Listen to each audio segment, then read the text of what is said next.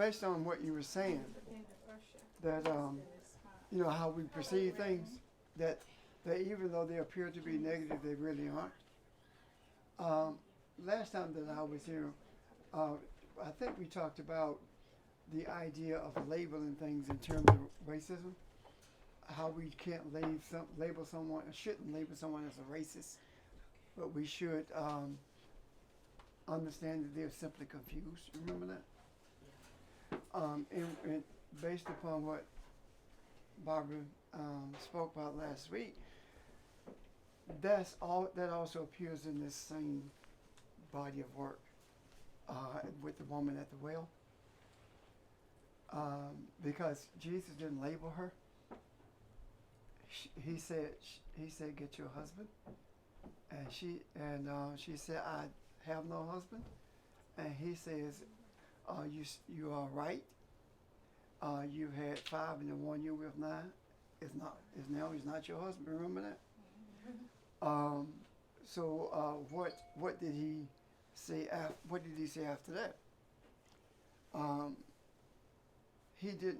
The woman says, "I perceive your prophet." Then Jesus says, responds to her in a few moments. He says, You are the only participant in the conference. Please press any key on your keypad to remain in conference.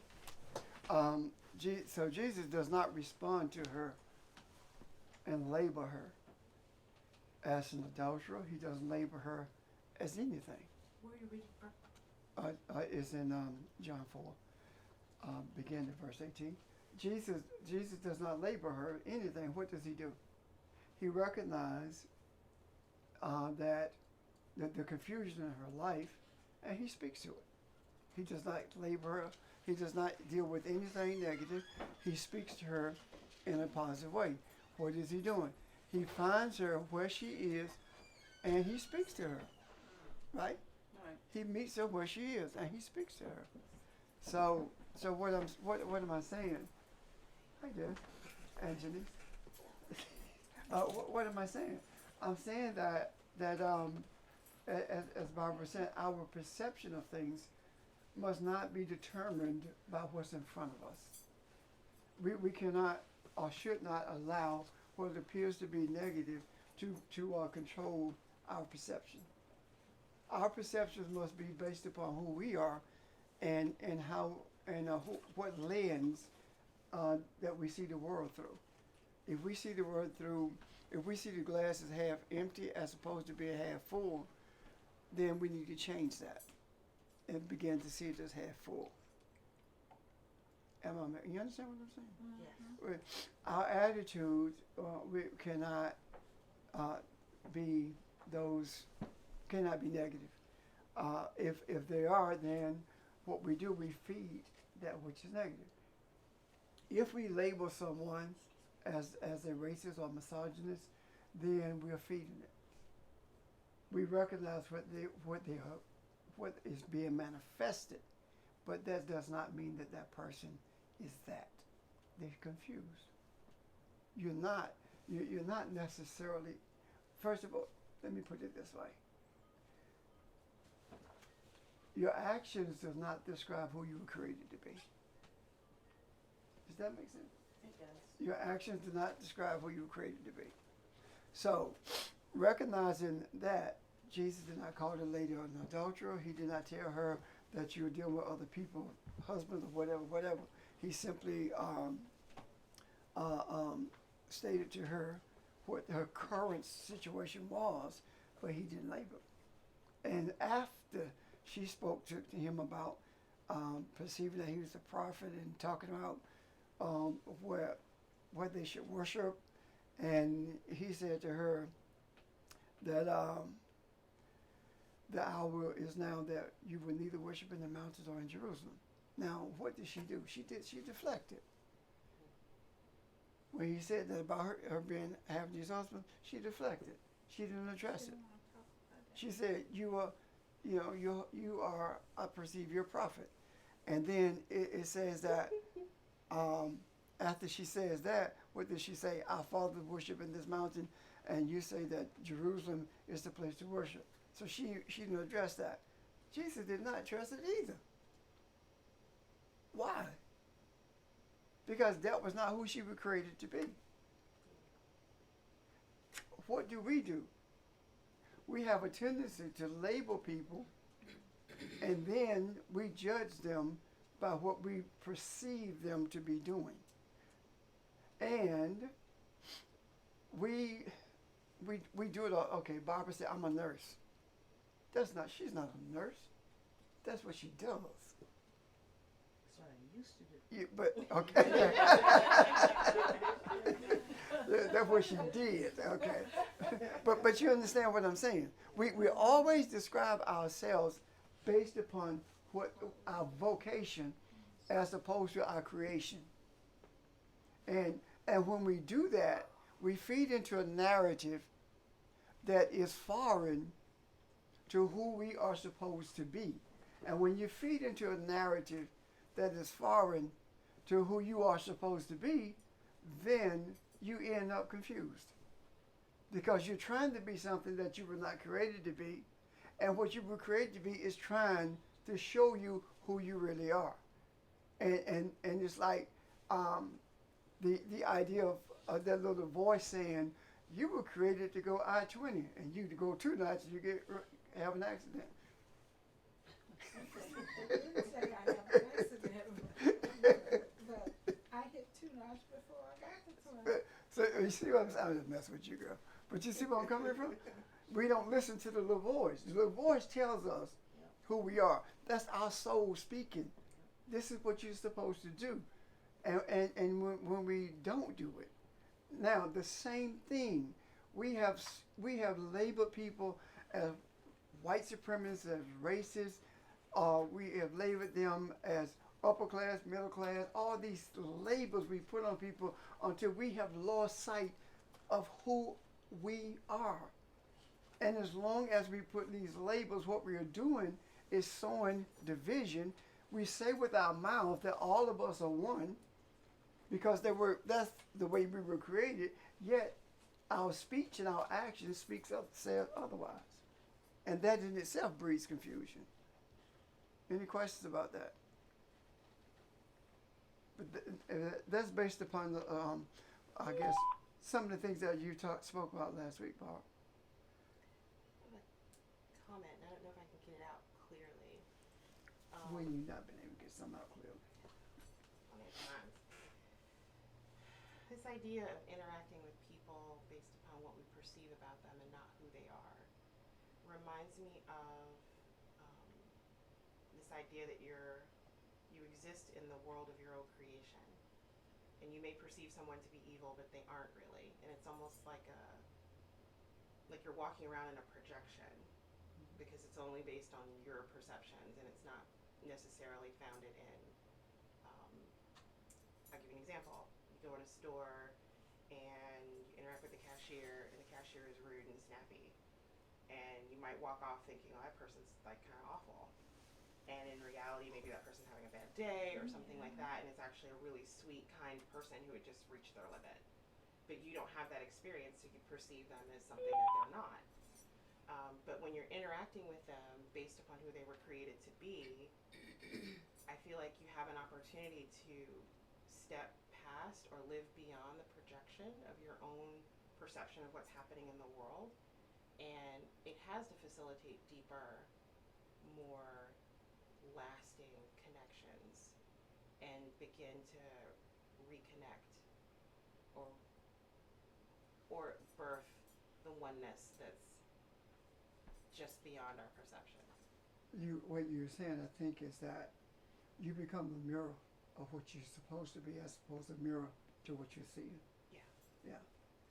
And when that happens, at that moment, it may not change the attitude. However, the next person in that line may get a different person. It's like escaping the matrix. Yeah. Literally, like of your own kind of world that you're creating and living in, and you can like step out of it. And I mean, you've heard people say, I needed that. You know, you say something kind to them, and they say, I needed that. All they're saying is that I've had such a bummed out day.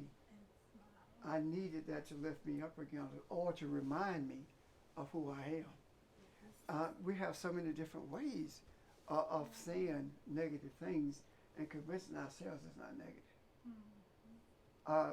You know, I was coming out of a Walmart, and this lady was standing at the door, and she was checking the receipts, right? Yeah. So the lady in front of me, she spoke to her and she kept walking. She stopped me and checked my receipt. I said, "How can you check our receipt?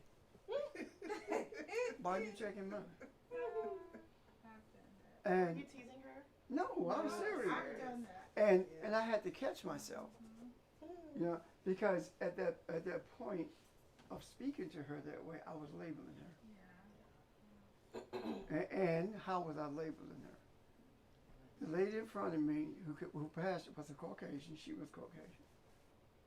So I was labeling her as a racist. You see what I'm talking about? And the first thing popped in my mind was, I probably just spent your salary. And that's wrong. You know, I mean, it's wrong. However, if we are honest with ourselves, we do that more than we would like to admit. And if we are truly committed to being expressive of the example that Jesus and Muhammad and others left, then we have to be cognizant of that at all times. Think about it this way. Muhammad is best known for, when you truly look at his life, as protecting those who were the underdogs. He protected the Christians. He protected any religious person. Anybody who was being persecuted could go into the territory of Assyria and be protected. So, if that is an example of who we are supposed to be, then we can't protect and denigrate at the same time. I need some clarity around that. What? Because, are you saying that you should not have corrected her, or you should not have corrected her with the attitude that you had? Attitude. Okay. Yes. Okay, That's what I'm about to saying. be like, now, come on. Attitude. She's not checking Yeah. white people receipts. No, it's her That ain't attitude. right. It's her attitude. You made me I mean, think. my- When you said, I'm like, It's my attitude. I didn't complete the thought. okay, Okay. all Yeah. right. My attitude should have been different as opposed to what it was. Understood. You know, my response should have been something like, "So, is there a difference? You know, like, why are you checking my receipt rather, as opposed to saying, you didn't check her, why are you checking mine?" You know, that's accusatory. Well, what if your accusatory is right? But suppose But it, he can but change see, it. it doesn't matter. Okay. It doesn't matter. You can And change she the could very well environment, though, have right? seen that woman come through that line Mm-hmm. and get her, I don't know which True. she came to, and not seeing me because I know I was on the far end of the store, Mm-hmm. but coming back up. So I don't know. So I assumed Okay, we do that. that was the reason. when it's more of who we are to assume the right thing being done as opposed to the wrong thing. Or Yes. you might have been in her mind the third person. She's doing every third person. Your Try name not ain't to Dez. Huh? Your name not Dez. So Go we're ahead. not, don't put any accusatory or assumptions behind what we're asking. Yes. But Go ahead. Go ahead. the bigger question is, when you get an attitude, I mean that sometimes it sticks with you. You know, when you know you got an attitude, you know you raked somebody over coals and you shouldn't, and you didn't have to do it. It sticks with you. And so, yeah, it not only makes the other person feel bad, but when I do it, it makes me feel bad. When I do a look, really, I'm joking with this little cutting thing. Yeah, okay. It sticks with you. And I say, oh no, I could have done that a little bit differently.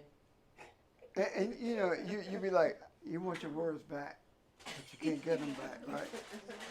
Well, I love you so much. No, that don't get it all the time. Now, let me get theirs first, okay? On my flight down here, there was a young lady sitting in the center seat, and I was on the window seat, and she kind of put her arms out on both armrests, and so she was like elbowing me in my side the whole flight, and I was just sitting there thinking about, okay, if we accidentally hit turbulence, I'm gonna elbow her back. I'm thinking all these things that I'm gonna do, like, you know, if something happens, if I get the opportunity. And it was so bad, it was like, and masking it as an accident, like, oops, I'm so sorry, right? But I got you back. And when we went to land, she looked out the window and she said, and I put my hand on her leg, and I said, is this your first flight? And she said, yes. And she's from Cuba. She was like, I've never been on a plane before. And it's so, what you're saying, right? It's just, it's so real to me in that moment because, and I don't know if Janice remembers this, when we're on planes and there's turbulence, she puts her hand on my leg because I get nervous. And so I'm wondering, like, what, I was so hell-bent on holding on to who I thought she was as a person. I'm wondering what flipped in that moment, like when she got nervous. It's almost like the humanity came out of me and I was able to let go of that perception. Or But I'm like, what, you what saw is yourself. that? You saw yourself. You saw yourself. And the other thing too is that, you know, it could have been her way of touching somebody because she was. And I didn't Yeah. think of that. Yeah, and the elbow. She needed that she human didn't contact. really Didn't know. realize That you were although just she- like she is. yeah, Yeah, get in your kidney. she had contact. She had It'd be like, you know what? Hey, that's my kidney, baby. I'm surprised you didn't tell her. But you know, my you know, in such circumstances like that, of course, I'm like, excuse me. Yeah. Elbows, y'all. Yeah. I'm like, excuse me, could you move your Come on, yeah, elbows. yeah. Fine. She was Uh, giving them to the white girl on the other side too. But I didn't feel Okay. it. Yeah. Oh, The whole it is- idea- It's her first flight. It's her She first. doesn't She was know. frozen. Mhm. Yeah, she was Well, when frozen. she didn't know that was her. She thought that was something she's supposed to hold Yeah. on So to. now all of these things we talk about seem to be frivolous, but they really aren't. Because what happens is the person leaves us with the attitude that we have abused or accused them of something that they are not. And they are not that regardless of whether or not they intended to do what they did or say what they said. Example, Trump is not a racist, he's confused. As long as we say you're racist, we're feeding it. We're giving life to it. And an example of that would be, as long as you say he's a racist, then he projects himself more and more as that. Because that feeds his quote unquote base. But when you say that's not really who he's created to be, he's simply confused. Now, that idea of the confusion, you recognize that he's confused about who he is, and you're taking the life out of that, what you have perceived him to be prior to that. And it begins to diminish. Now, it is important that we see this because if this whole thing has been, if our desire rather, has been for all of these things that we have labeled to be brought to the surface so we can deal with them, the question is, how do we deal with them? We don't deal with them by labeling them, we deal with them by seeing beyond them. As Jenny said, beyond that moment, seeing beyond that moment. And to see beyond that moment is to see who they were created to be, which means that the past truly is in front of us. So you see beyond that moment.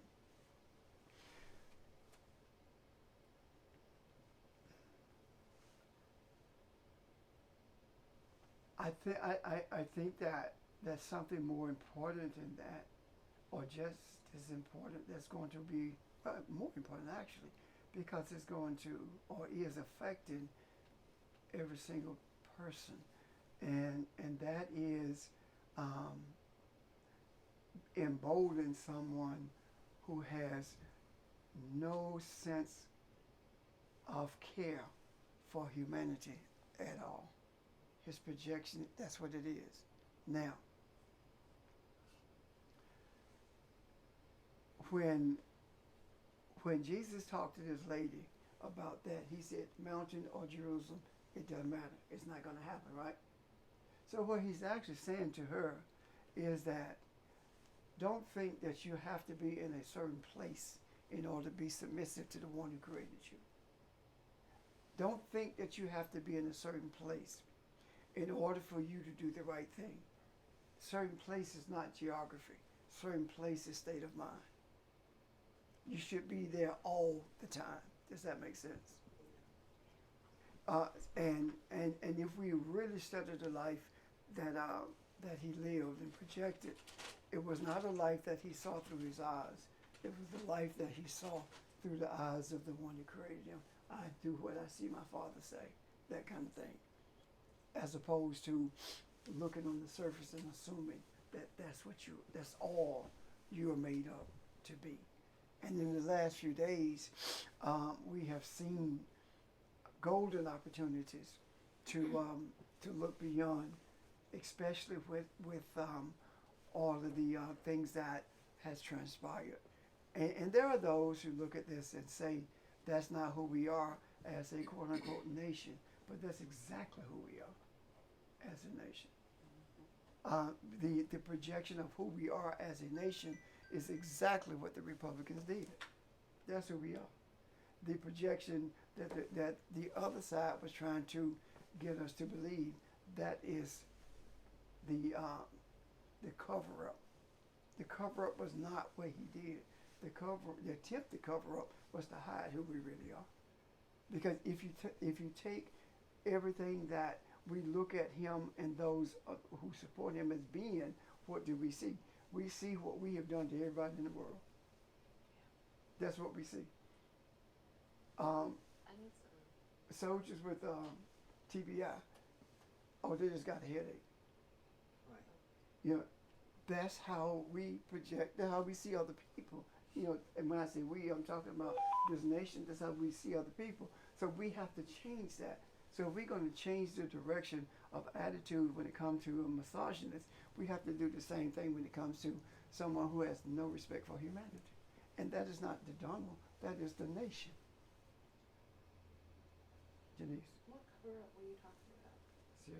What cover-up were you talking about? The cover up with the Ukraine thing. Okay. Yeah, that's what they did last night. It was not a cover up. It was a projection of who we really are. The Yeah, vote in the Senate right. to not allow the witnesses. Yeah, that's who we really are. Because if you think that is not who we really are, then let someone go on national TV and said that based upon international law, when he kills, was it Salima, the guy from Iran, he committed murder. He assassinated him. He murdered him. Let someone go on TV and say that. If that's not the cover up, you see what I'm talking about? Everyone will come down on them, and they know it's the truth.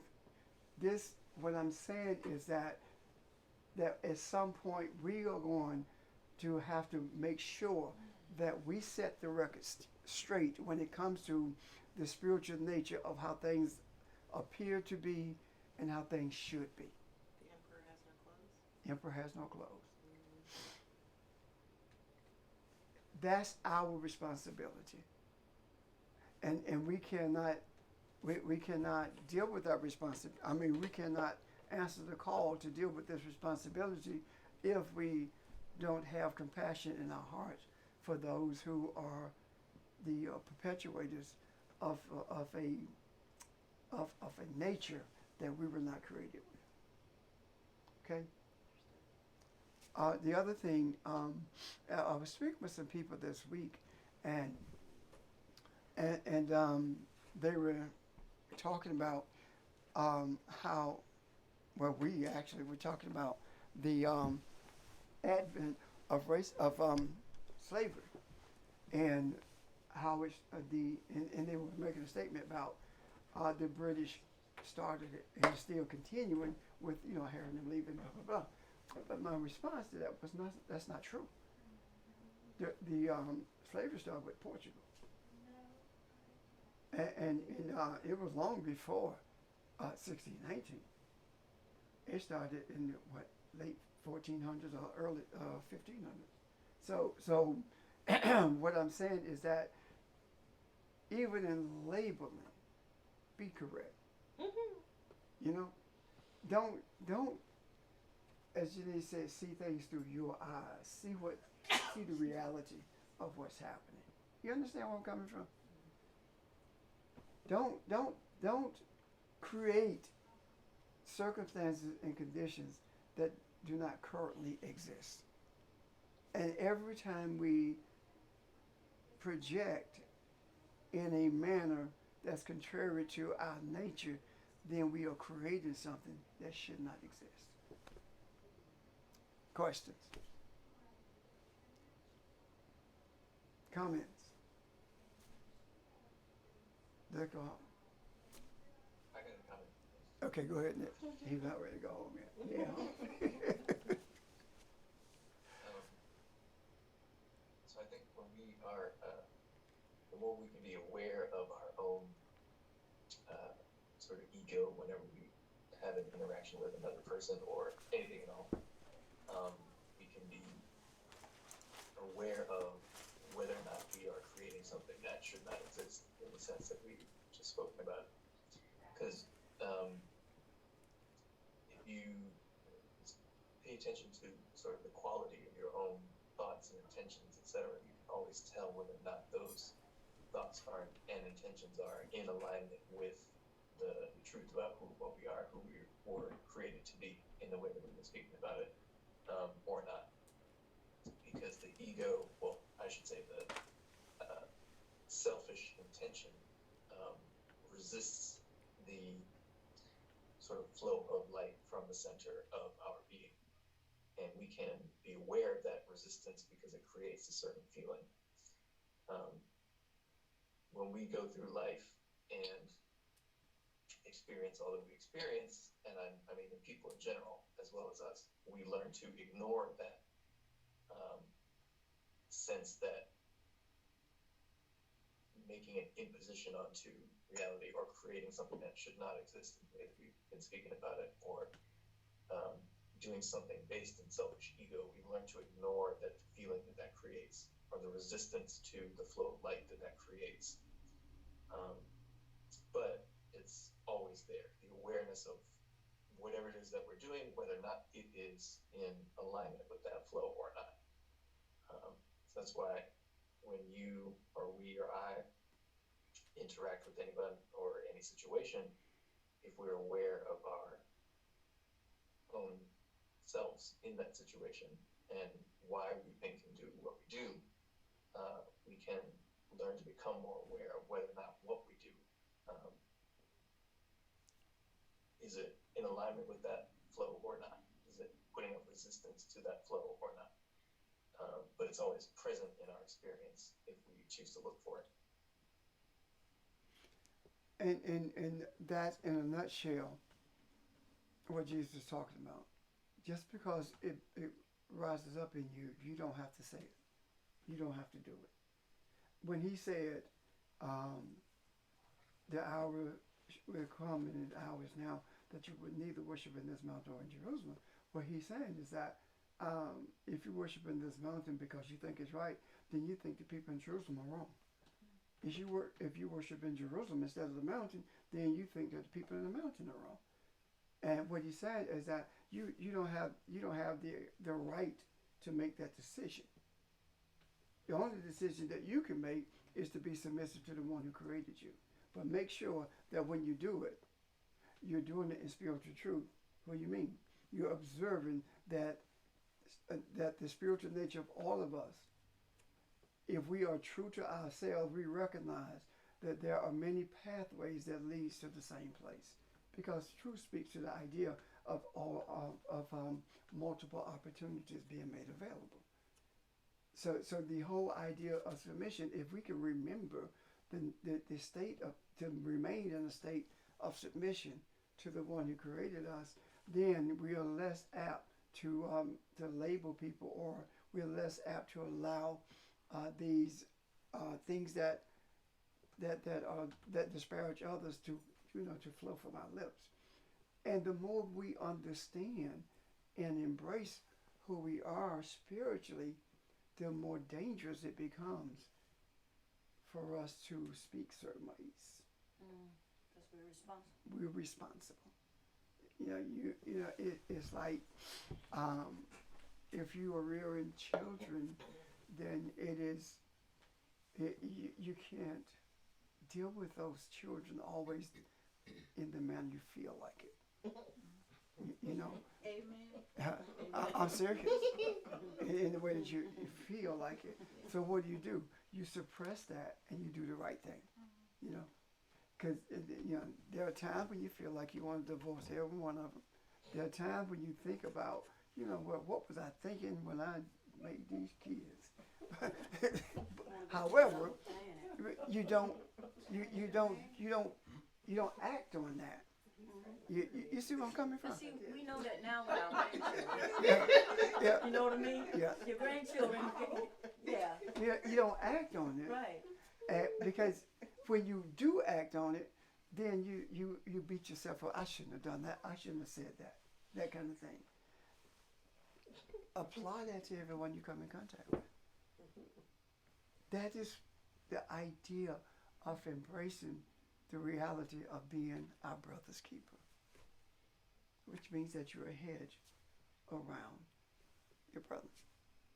Your brother's keeper is a protective state of mind, protecting them from themselves. And you will find very few people who would like to protect them. For the first time, and I want anyone who has, if you have experienced this in either way, please let me know. For the first time, after watching what took place last evening and coupling it to some of the other things, events that I have seen, I am not sure that he's not going to win. Somebody asked me, what if he does win? I said, what if he does? Yeah, I mean, that's exactly what I said. We weapon more. So I'm not sure that he's not going to. Somehow he has managed to not bring us to World War III. And, I mean... And that's not my issue. We're still here. Because he said World War VI. Oh, jeez. Yeah, he said that Bolton would have had us in World War VI.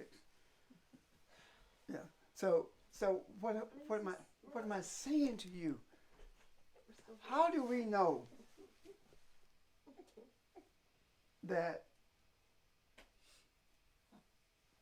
it is necessary, that it's not necessary for him to be there? Again, we don't know that. We look at all the things that's happening. We talk about the damage that's been done, but there is no damage done. There is a revealing taking place. I mean, when you appoint someone to a lifetime federal judgeship who has never tried the case in their life, they simply have a law degree, and they're young, and they don't like people of color, so you put them on. That's not damaging. That's expressive of what this nation was made from. The moral fabric of this nation. That's what it's speaking to. So when I look at the people on the Supreme Court, when I look at all these races who've been appointed, you know what I see? Opportunities. I see opportunities to reach into a heart and touch it and change it. I'm sorry. When you said that, I have to be honest. Mm-hmm. I thought about this commercial with Pinocchio. When I see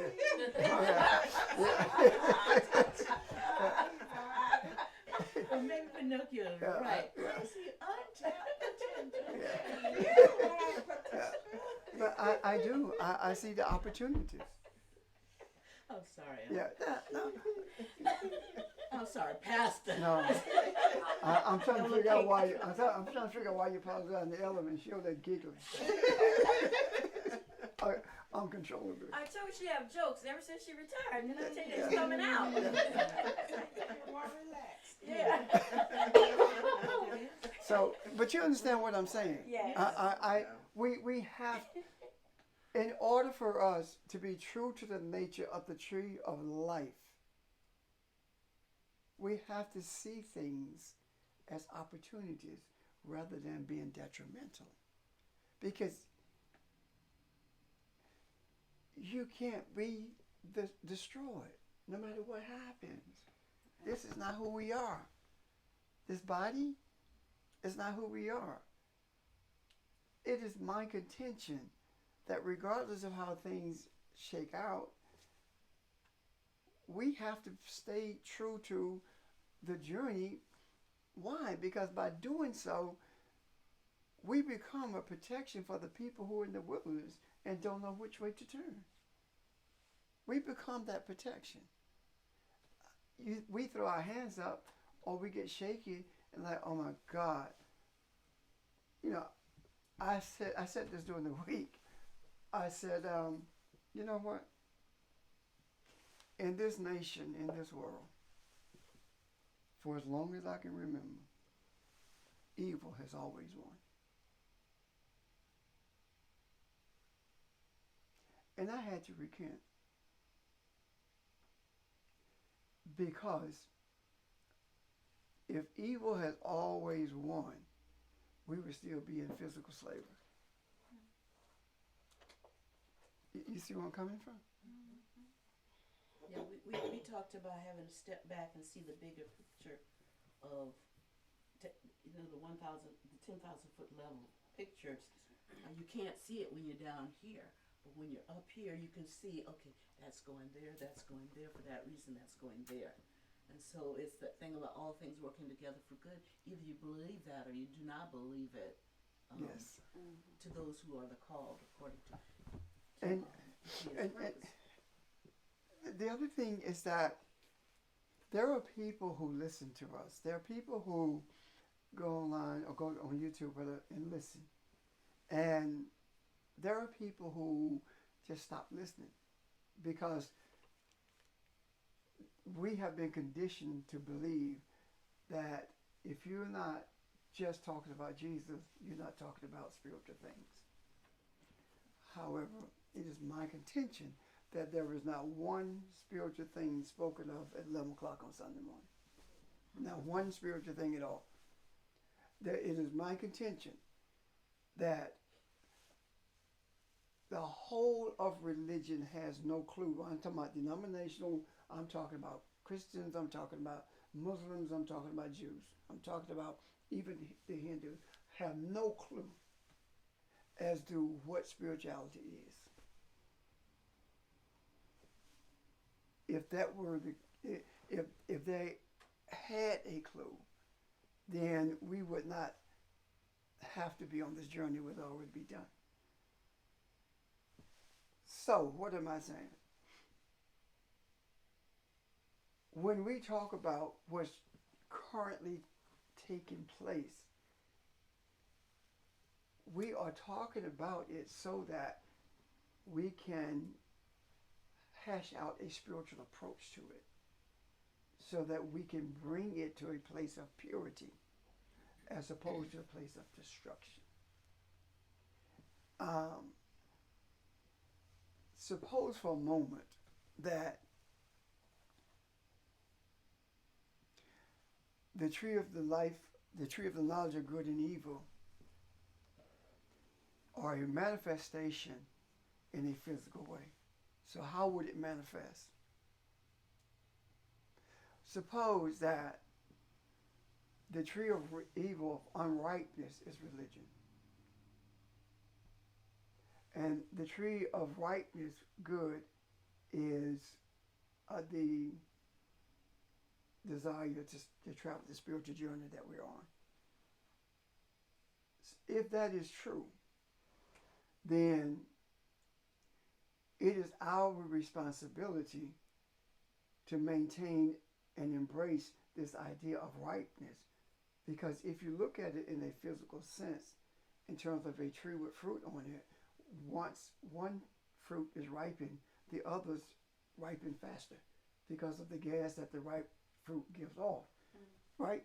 So the more we become one with and embrace the principles of the kingdom, the more we are able to manifest in this life these principles.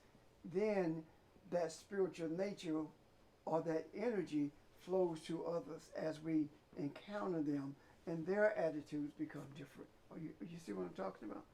Suppose that is true, and if it is true, then that means it does not really matter how people who don't care one way or the other, how they deal with things.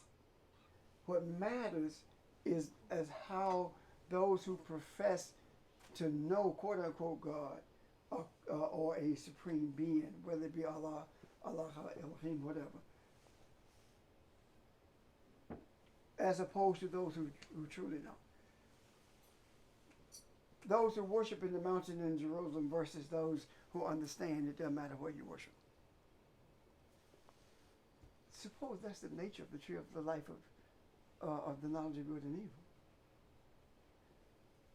If that is true, then we will never be a manifestation of the tree of life until we take into account the burden that's on our shoulders to ripen the other fruit. And ripening the other fruit means that you got to give something up. That's what it does. That's what it does, right? The apple gives up the gases. You have to give something up. And more often than you would like, the thing that you have to give up is your pride. Is your perception of how things ought to be. Is the idea of not allowing someone to take advantage of you. It's a lot to give up. It's also recognizing your shortcomings and dealing with them. Recanting when you say or do something that is contrary to rightness. And as we deal with ourselves based upon our desire of rightness, recognizing the unripened aspects of our lives and seeking to bring rightness to them, as we do that, the energy that we present is much greater in terms of changing and touching hearts. So what I'm saying is that when I talk about seeing the opportunity, when I see all these people being appointed, I see we have the ability. We were made with the power to project a positive light. And it is my contention that when you see the light of truth, it has such an impact on you, you can't ignore it. And that is the word for Lord in the Aramaic when it talks about Lord Jesus, a light that is so profound, a light that is so effective, a light that is so so strong until you cannot ignore its presence. Darkness cannot ignore the presence of light. So, but if racist is not light, racist is confusion, it's darkness, isn't it? So why would we label somebody being dark? When we tell our children, or we tell each other, that if you tell your child you're stupid, the child gonna be what? Stupid. Because that's the energy you're giving, right? So why would we do that with people who we are responsible for? By calling them a white supremacist or a racist. By calling them stupid or dumb. Well, we do it to other nationalities too. You say, and you just made me realize I've been a racist. You have been for a long time. Well, yeah, I have been. Yeah, and I've been knowing it. Thank you for enlightening me and telling me about my stuff. But anyway, we are, Pastor. Yeah. And I want to, you were talking about how we have to make things, correct the things that we do. It's this girl at work, she's a Caucasian, and she would never speak to me. And I'm like, oh, hell, that's That's what I said, Wow. right? You sure? And, what you said? You sure you said it like that? Yeah, I did. Okay. So I said, That's a word. yeah, no, yeah, seriously. Yeah. So I said, that girl never speak to anybody. I said, she's French, she's a racist. So then she came to my cubicle when I was on the phone. And I looked, she was trying to get my attention. And I looked at her, I gave her a mean look. And it hit me right there. Why did you do that?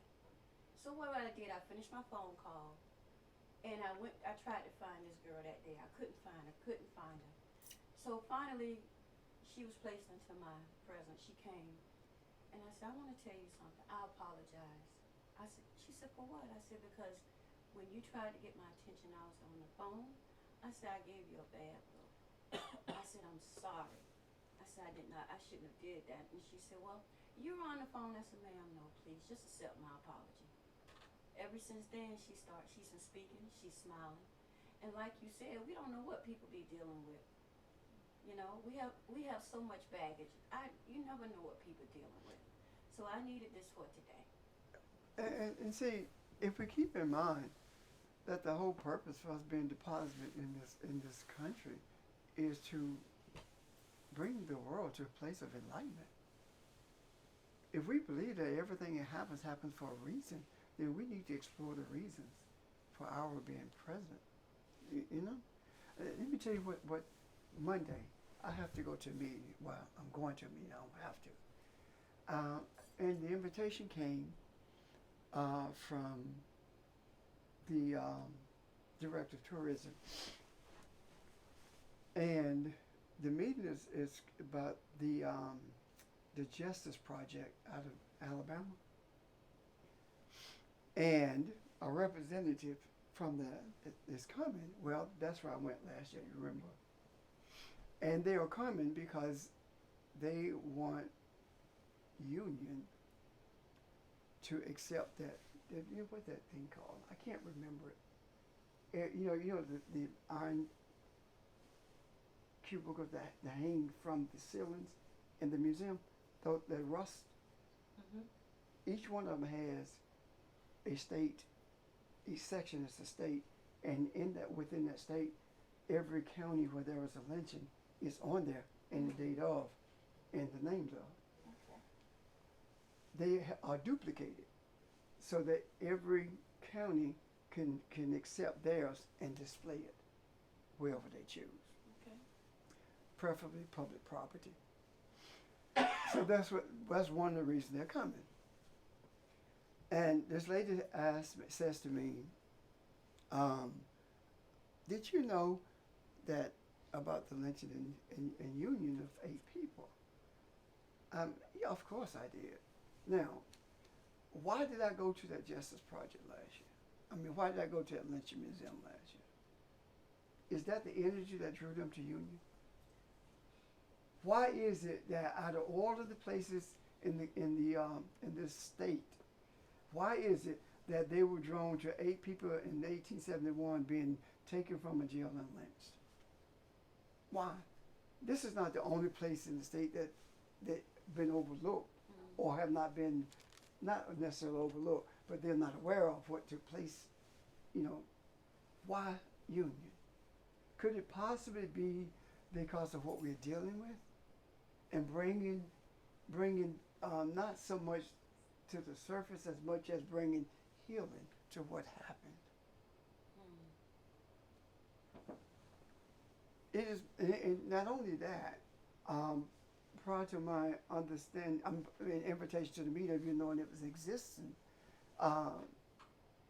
Phoebe and I were planning week after next to go, it's the anniversary week, going to Montgomery to go back to the museum again. Mm-hmm. And now the meeting is Monday, then we go to next week. Why? My desire is to see the why of it, but it doesn't matter as much as knowing that it has something to do with purifying this thing called racism or race. I don't mean, I'm not saying destroying, purifying it. Right. Bring it to a place of purity so that even though it may exists in your mind, it doesn't exist in your soul. Even though it exists in your mind, it doesn't come out of your mouth. You see? What's the difference between transform and purify? Not really anything to my knowledge, because the transformation is when we look at it from the Greek or the Aramaic, the word would translate as what that butterfly does. Huh? No, the worm turns into a butterfly. He goes through metamorphosis. Right? Oh, Yeah, that's the word I'm looking for. Yeah. So the metamorphosis that take place is a society that ends up totally different than what it was in the beginning. It doesn't mean the look in your face changes, because we're not talking about physical change. We're talking about spiritual change. So the idea of what? I'm sorry. No, you're not. You Go ahead. said that. So, when something is transformed, then does the transformation have to be in the eyes of the beholder before the purification occurs? In other words, when you said metamorphosis, that was changing the way I think and changing the way I see things and perceive things and act on things. So, is that transformative? And does that have to happen in me individually before I can perceive purification or purity in others? Yes, I do believe that, and I'm gonna tell you why. The reason I believe that is because that's what I see in Jesus and Muhammad. I see them projecting the lives that they, if not live, attempt to live anyway. So how do you attempt to do that? Or how do you live that life? You have to be changed first. Your thought patterns, your attitude has to be changed.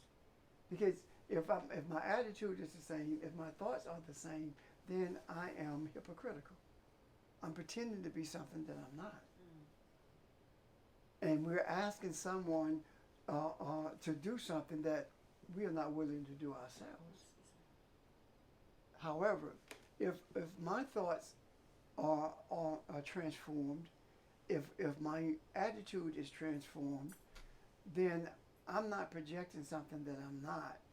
I don't even have to say a word for you to see who I am now, as opposed to who I was. I'm no longer the caterpillar. I'm now the butterfly. And the cocoon is going through that process of learning who we are.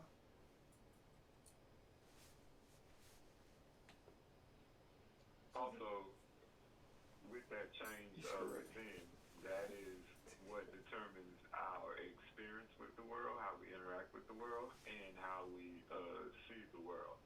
And is also is able to be picked up by others, because the way that we interact with the world is coming from a different place that, to some extent, the others who we're interacting with can feel also, and feel and understand, or better understand, is likely the stronger signal whether this person is being extremely genuine, or they're being that kind of fraudulent that you just spoke about. It's like it touches something down deep in your soul that is there, because it's something that everyone is always in tune to some extent, or stronger ways for some people, but there's still always that connection. So that's why it's so important for each individual. I have to individually be transformed. I guess I'm thinking about this issue of mass. You know, things you have to have a mass of people. But when I'm transformed, the mass is me. Yes. because I do my as that boy Sheldon. reminds, and Shell reminds us, you until that happens, you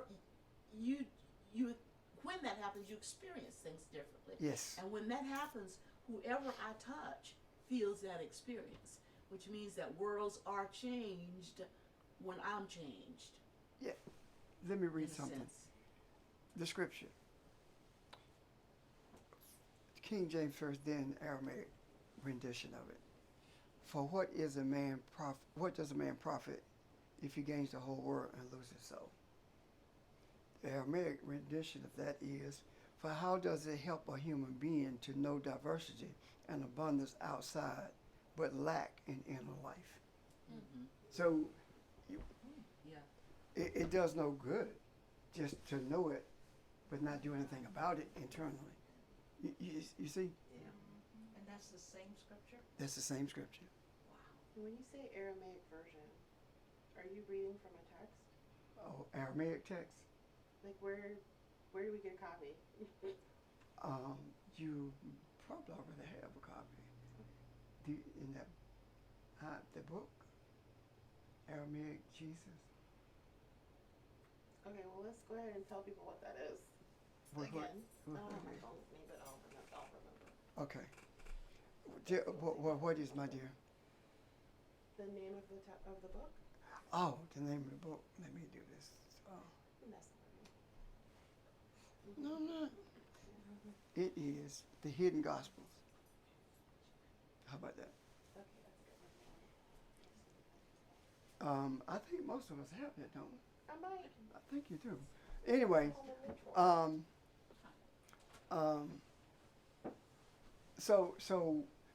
you see the difference, how different the translation are from the original text, and that's the translation that I read first. That's the unripeness. The true nature of what was being said, that's the rightness. So what happened at this moment is that, that's it. What happened at this moment is that Vermeil received the quote-unquote gases from the rightness, and it changed her perception of what this means. You see what I'm talking about? So that's how thank you. That's how things are changed. That's what we're talking about. When it affects us internally, or spiritually, I should say. I think that's a better word than internally. When it affects us in a spiritual way as opposed to affecting us in an intellectual, academic way. When it affects us at the soul level as opposed to in the mind, that is when that is what makes the difference. That is when we are in the cocoon, being transformed into the butterfly. But that transformation takes place by desire as opposed to being forced to do it. So then, when as that transformation occurs, because everything's a process. There are things that I can know that I know, and then I revert back because I allow myself to in this humanness, in terms of my thinking, until I remember and I said, okay, that's not me. So then, that's why you can say that truth is opening, sort of like opening things up so that you can see the possibilities. Mm-hmm. So when you say all of these folk that we perceive, or some people perceive on one hand as being placed in positions that they were never prepared for from a worldly perspective, like the fellow who never persecuted won a case or something like that. The truth of it is, if I see that person for who they really are, they've got that potential within them. The truth is they have the potential. That's why you said they are opportunities instead of putting labels on it. They have every opportunity to be Yes. who they are, which means then that when they see certain people who have cases in front of them, every one of those cases is an opportunity for that individual to get in touch with who they really are, and to judge. But I don't mean judge, but Right. to judge in terms of being a Supreme Court justice. Yeah. And to judge rightly, and that's it. To rightly judge the outcome of that case. Yes.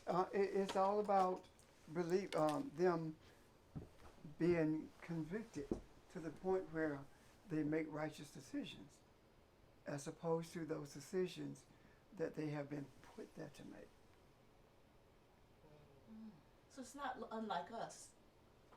I mean, Right. all the bad It's things no that difference. we have. Right. Right. Absolutely. And to the mind, it appears to be hopeless because of the nature of the people who were placed there. However, if we think about it from our soul, then we begin to see that they are us and we're them for real, for real. Their thoughts are our thoughts.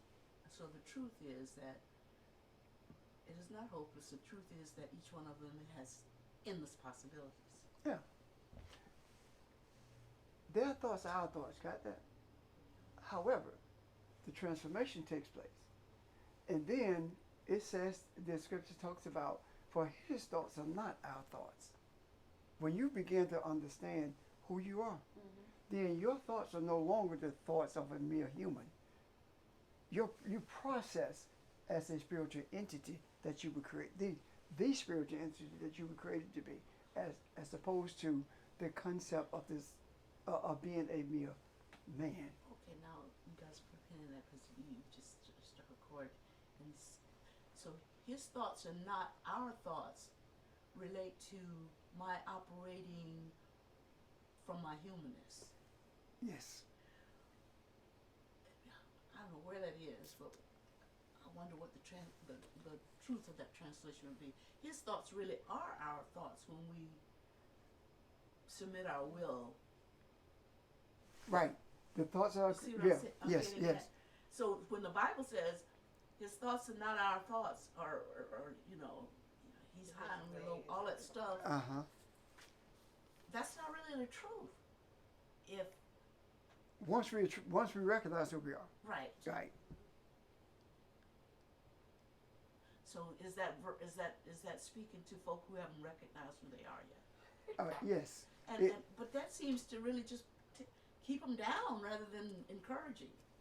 Well, in actuality, I think what it's really saying, I need to look at it again, is that if I'm thinking as a mere man, then my thoughts are not the thoughts of Elohim. Yeah, a mere man. Yeah. But when I begin to base my life upon and project my life based upon the spiritual principles of the kingdom, then my thoughts are like those thoughts of Elohim.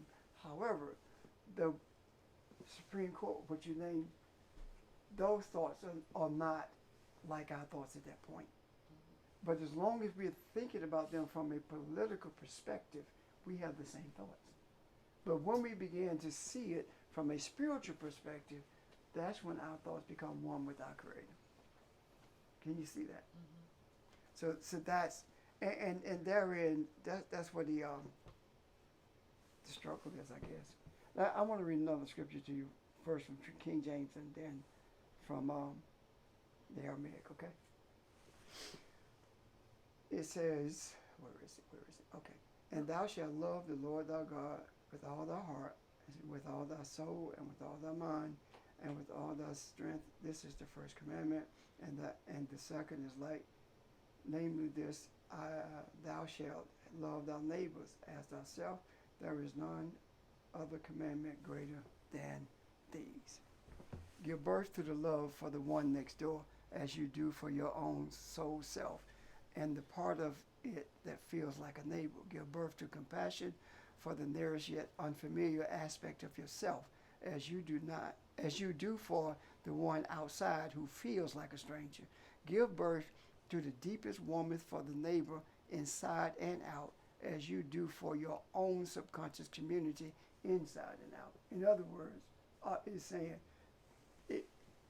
do for others the way you do for yourself, but bottom line, right? If you don't, then you are not abiding by the commandment to love thy neighbor as thyself. The neighbor is not just the next door, literally.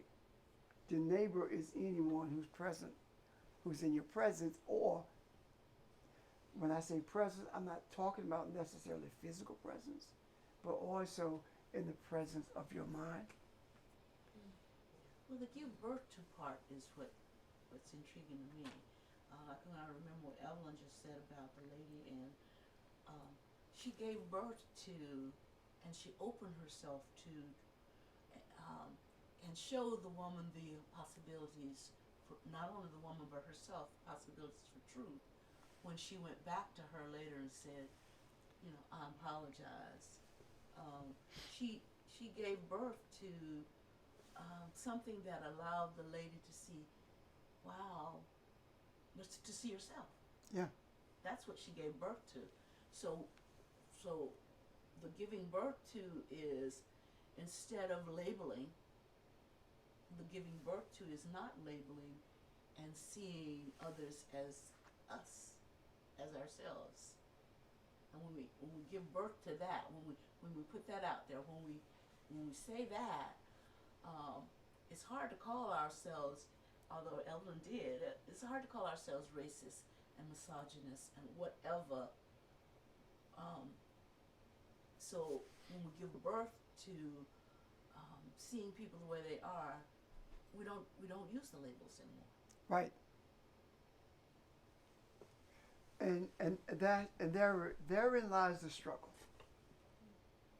It's a greater struggle to step back from labeling than it is for overtly treating someone differently. Because labeling is so ingrained in us. You're a Christian, but you're not. You are an academician, but you're not. You are a doctor, but you are a mechanic. The labeling is so ingrained until we respond to people based upon the label that's placed on them. When you say that, I feel like there's it almost feels like a shortcut, or maybe an easier way to interact with the world, right? This is the way that we can understand it better. But what it does is it really kind of short circuits our connection to each other and to who we really are, right? So we end up walking away more confused than clear on what's in front of us. And listen to the word you used. Confused. Why? Why are we confused? Because we see a label, not a person. You see? That's the confusion. Why do Barbara, I think you can attest to this, probably more so than I can. Why is it that doctors have such a big ego, especially surgeons? Because they perceive that they're doing something no one else can do. Absolutely. And they have a skill that nobody else has. And who feeds that? We all did as That's nurses. right. Yeah. Or you got out of their operating room. Yeah, absolutely. But you feed into that. I remember one of the doctors, I almost called his name. His ego was the largest the universe. And I remember one night he was doing, some accident victims came in, and he allowed me to do triage in ER. And I was doing triage, and then he called me to his side because he was doing CPR, and I was using the amber bag. And the person died. And when they did the autopsy, the reason he died was because of heart attack. He did. When that rib attacked his heart. Because he broke a rib. And, and to those who knew that, his attitude was one of like a state of depression maybe. He went into he couldn't face what he had done. You see what I'm talking about? Now that he had lost other people whose lives he tried to save, but it was not like that. And the nurses and the restoratherapists, when we were talking, it was like, you know what would happen if one of us did that? You know?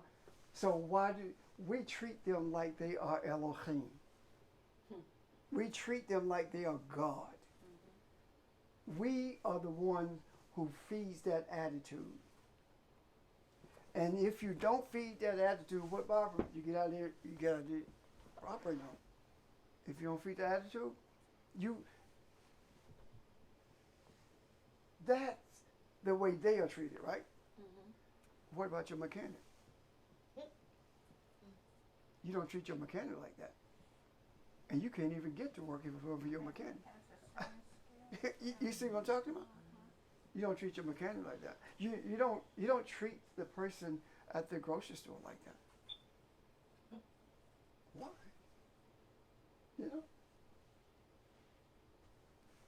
We have all these labels, but we attach different things to them. Some Attach value. Thank you. That's it.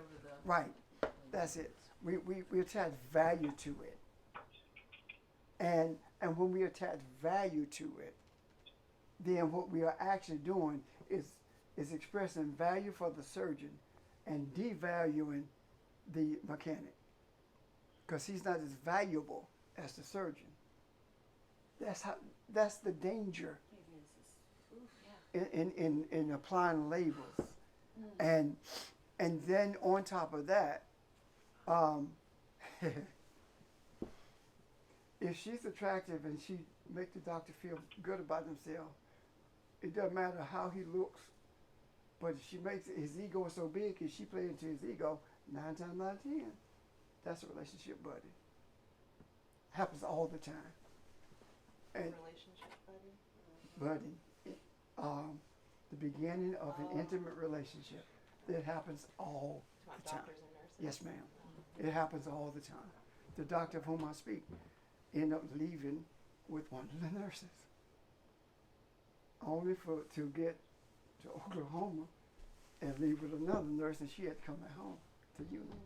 But you see what I'm talking about? Labels. Truly a little leaven leavens the whole lump. Yeah. So, and I'm giving, and hopefully you're getting what we're trying to say in these relationships. What I'm actually saying is that we can stop this by removing the labels. And I'm not going to overlook the fact that pastors are the same way. No. I know you didn't know it. No. You're right. The egos, you know? Yes, Yeah. buddy. And personally speaking, when I refused to allow the people to play into my ego, they got upset with me because it made them feel good. Mm-hmm. So massaging my ego also massaged theirs. True. But the moment I don't want it massaged anymore, now you don't know what to do with yourself. Because what you said you were doing for me, you really weren't. Mm-hmm. You were doing it for yourself. And by projecting me the way you did, other people put me on the pedestal. Oh, they take You care see of where I'm that coming from? pastor. Yeah, you understand what I'm saying? Yes.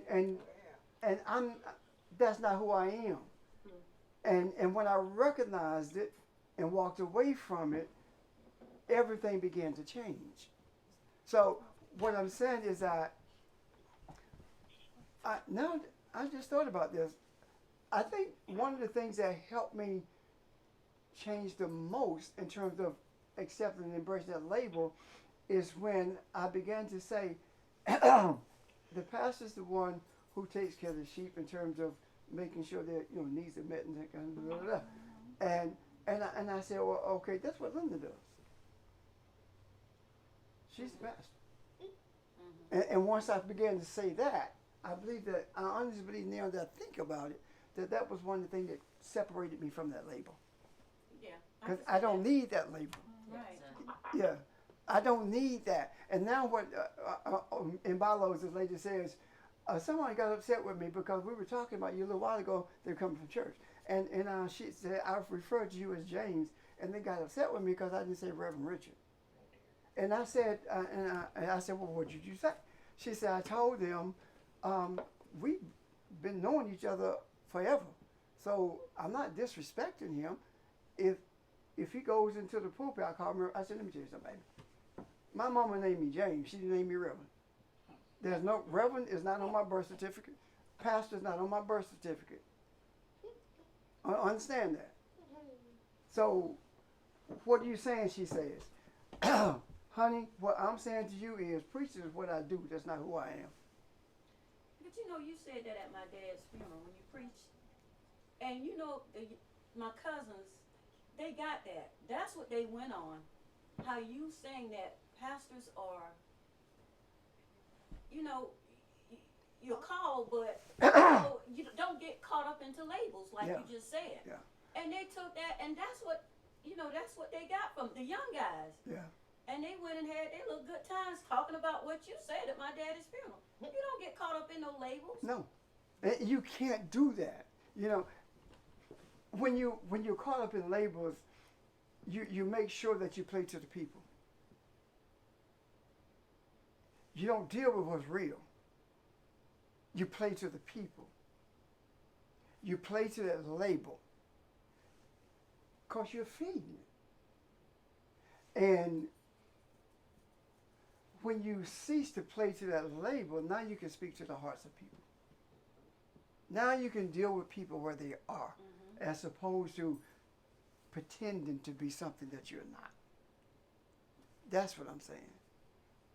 So when we look at the transformation, I suppose that's what I'm talking about, being transformed from this pastoral image or label to a servant, period, with no label. I don't care what you call me, just don't call me nothing derogatory. Yeah. Earlier you were talking about neighbors, treat your neighbors the way you would treat yourself, strangers. And God has shown, and when you were talking, I see that we have not loved ourselves for so long. We so busy looking externally, or either labeling people till we label ourselves. I am my neighbor. I am a stranger. So when I start treating me right, I can treat others right. Because we're one. In my Father's house there are many mansions, Aramaic. Internally there are many communities. What is he saying? Internally there are many thoughts, and I must embrace them. They have been prepared for me. So, honestly, if you don't know who you are, you don't like yourself.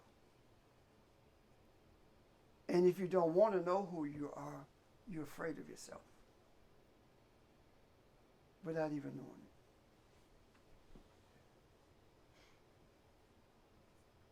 I've had people to talk about, want to do things as Jesus did them or as they saw others do.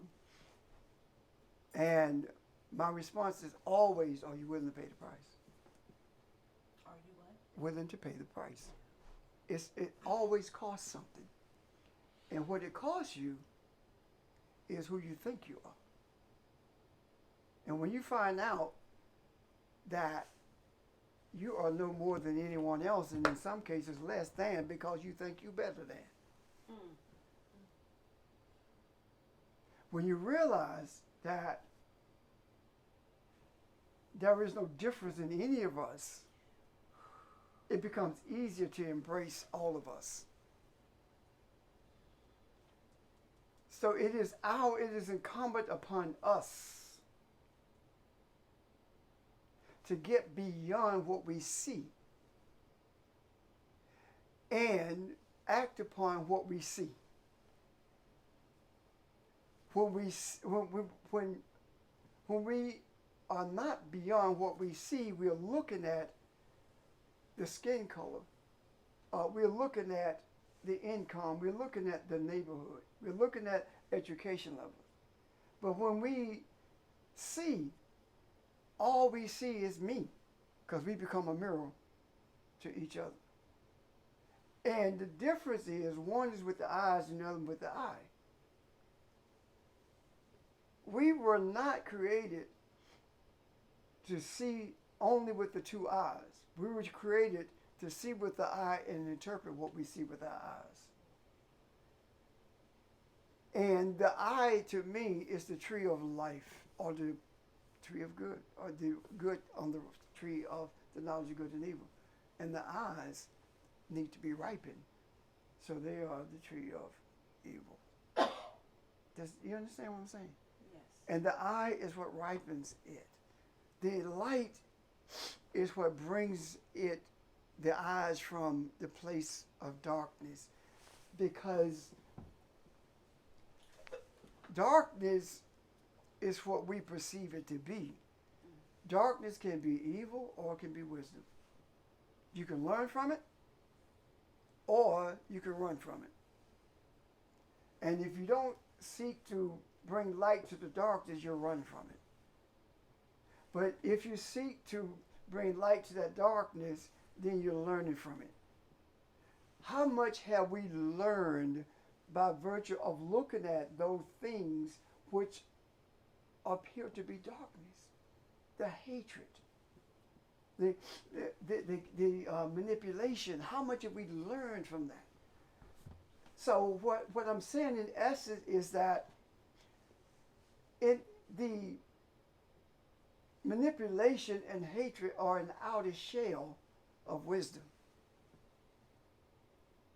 If you can penetrate the shell of hate, you can see what the confusion is that brought you to that place. You can interpret, you can translate, you can understand what takes place, what needs to take place in order for that shell to be dispensed with, or for that shell to become something of enlightened protection as opposed to external hatred. That only comes when the life that, the thing that we call life, or life energy, is transformed by virtue of desire. And I say to you often that I relinquished my free will, which means also I relinquished my desire. What am I saying to you? I don't know which plug to insert the cord. I don't know which one is alive and which one is not. So if I relinquish it to someone who knows where all the plugs are, then I will always be in the right plug, because it knows the live one from the dead one. Are you with me? So what I'm saying is that it is virtually impossible, if not totally, for us to be transformative and transformed if we are doing it ourselves as opposed to relinquishing. The Creator said dominate, but the Creator did not say, I won't dominate if you allow me to. If I can dominate me, right, then the dominant for me is to release me to my Creator. Because the one who created me knows me better than I do. And knows the pathway, the journey that I'm taking, even though I'm not totally aware of it, and definitely don't know where I'm headed.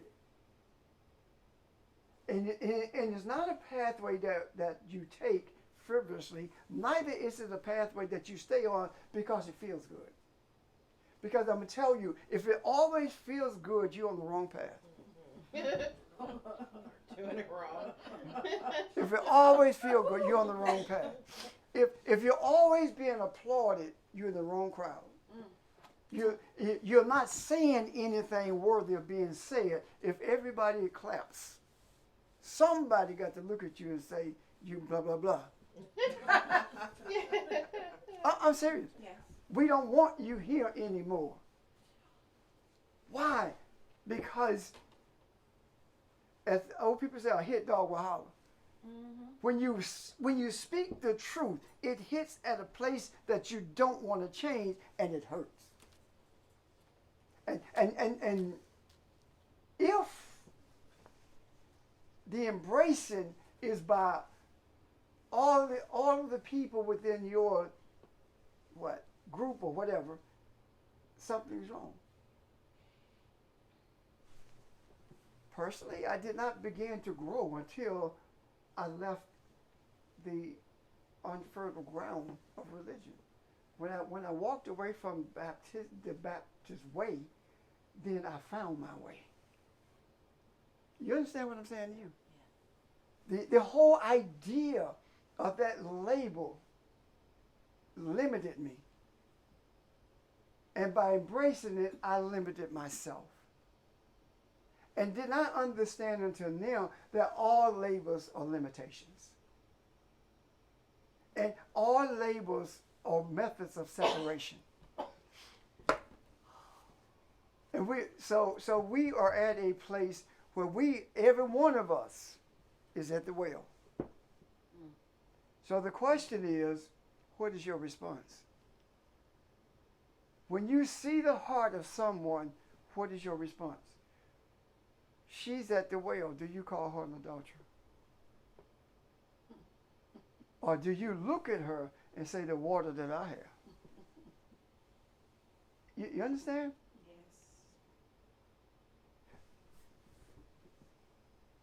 Yes. If we are to follow the law, which is religion, because religion follows it until it's inconvenient, then Jesus was supposed to have the woman stoned. But he didn't. Why? Because he understood something. The law is contrary to spiritual principles. Therefore, I came to rightly interpret it. And the law that I came to rightly interpret are the 10 Commandments. Thou shalt not commit adultery is not talking about you sleeping with somebody. It's talking about you submitting to gods that are not alive. It's idols. It's gods that you made yourself. The submission to the God of the Baptist Church, the God of the Presbyterian Church, the God of Islam, the God of Judaism. When you submit to that, you are committing adultery because you're having intercourse with something that you should not be having intercourse with, because it has no way of showing you who you are or doing anything on your behalf that's beneficial. However, when you walk away from that and say, the God that I recognize, I don't even know, then things begin to change. And the thing that began to change is the attitude, principles in your life. The way you think is altered. Last week, now it's 2 weeks ago, I think it is, a man at the Rock Hill VA, veteran, that's an area that's set aside for smoking. It's a table there. And he sat on that table and blew his brains out.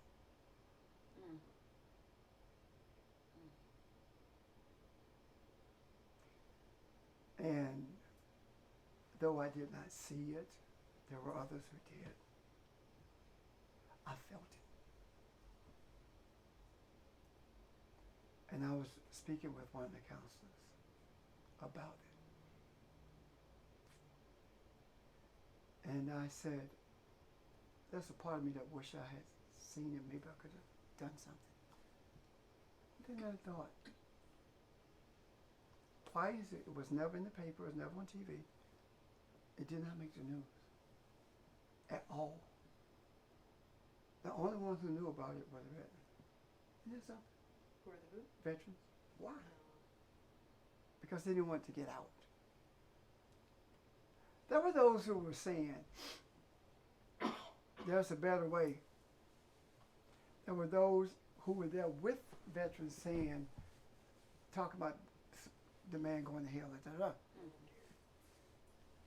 But not one veteran said that.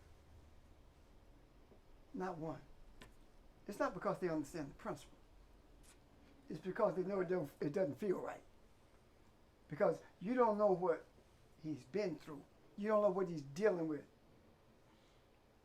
However, if they had been in a different setting, then I do not believe that they would have refrained from saying that he went to hell. Why? Because that is a response to a label. We are Christians in this building, but when we at the VA, we're veterans, and we look out for each other, and there is no way that I believe this. Why? Because I've been there myself.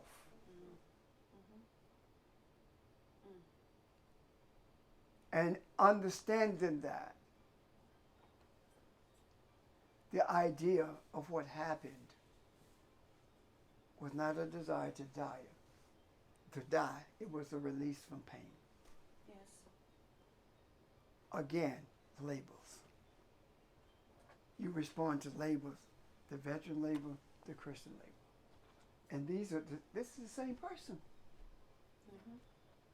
One of the persons of whom I speak is a preacher.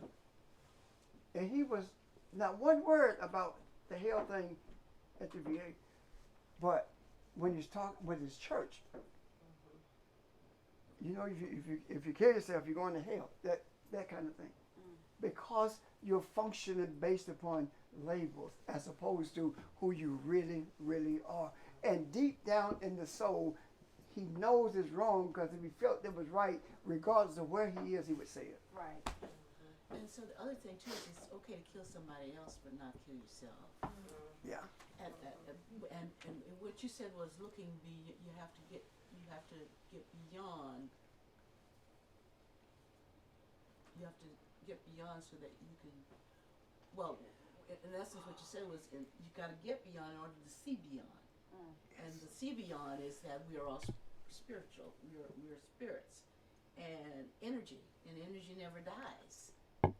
So, you know, I just think that it's been such a disservice that many people and preachers have done to people by giving them no hope. You know, and unfortunately, if people are not there and they don't know any better, they take that label in and they take that in, and they maybe that person will come back and haunt that person who told him he's going to hell. Hopefully. No, I don't want to say that. But you know what I'm saying, though? Yeah. It's like you're my shepherd. You're supposed to be the shepherd. You're supposed to be taking care of me, and you're not helping me. Which means that you're not a pastor. Yeah. Harlan. You see, you're right. You're Harlan. Which means that you're not a covering. Yeah, that's true. See, that's true. It's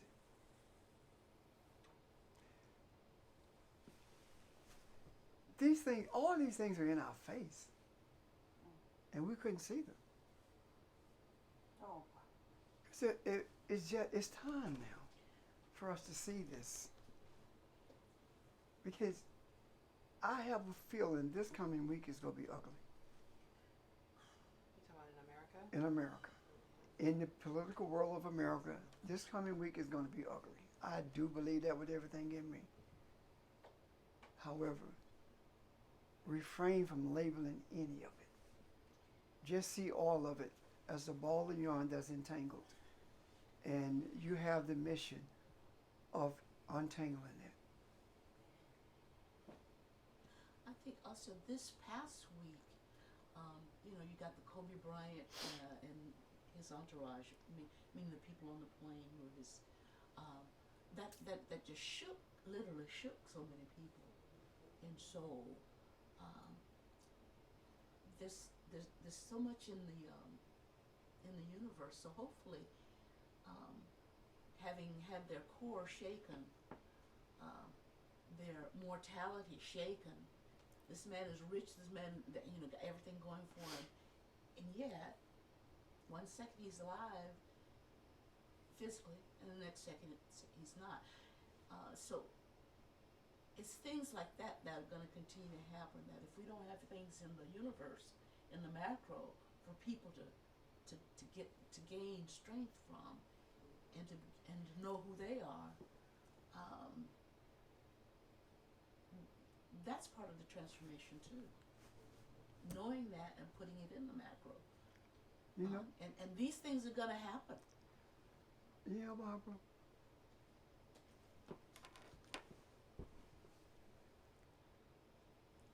Things had reached a crescendo of turbulence. Just everything was going on. Then he dies.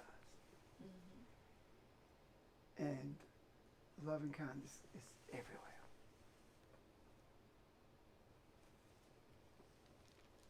There had to be balance brought to the hatred, to the manipulation. There had to be balance brought. Is it possible that that was the balance that was brought? Because you had people on the fringes who were dealing with things that happened in his past. And if you African American, you'll never live beyond your past, but if you the quarterback for the Pittsburgh Steelers, you live beyond your past all the time, even though you keep doing what you're doing. You understand what I'm saying? Yes. Yeah. Yes. So suppose that was the loving kindness that had to be brought into the earth at that particular moment. And the innocence of the kids who were on board. And a pilot who teaches people to fly in bad weather was the pilot. You see what I'm talking about? Suppose that this is a part of the turning. That's the comeback. And there's a warning. Thank you. And the warning is the coronavirus. The warning is the what? The Coronavirus. coronavirus. What we talked about The last coronavirus. week. Suppose the warning is the coronavirus. Did y'all talk about the word corona and what that means and all that? We did. We Yeah. scratched it a little Yeah. bit, but we didn't go in there. You want to deal with that? No. Okay. Well, you can. I don't. You don't? Prove you want to deal with Prove I do not want to do it? that you do. I said I did not. Prove you can. Hey. Now, anyway, corona. It deals with the covering around the sun, which is a film. Pastor, please speak up a little It's bit. the covering around the sun, which is a film like a cataract. Okay. And there's not clarity there. And however, there is an opportunity for clarity. But until there is a move towards clarity, not only will the images be vague, but it become harder and harder to see them. What I mean by that is the covering that makes it difficult to see with the clarity becomes thicker if we don't do anything about removing it.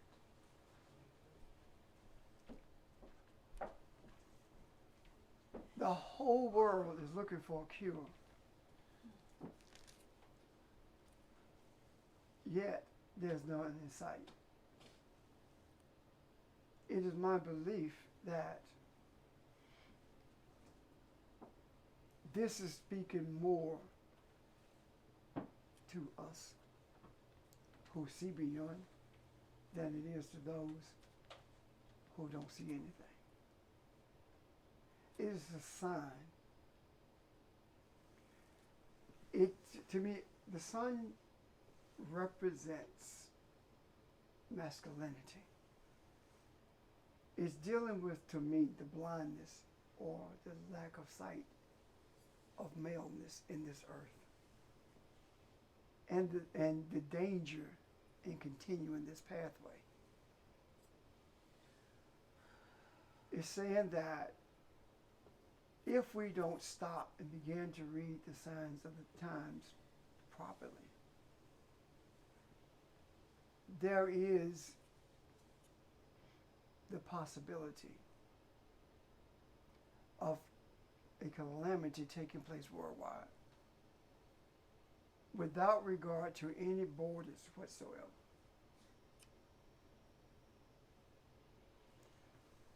Why it started with the change, I don't know. I have no clue. And I know that there are other things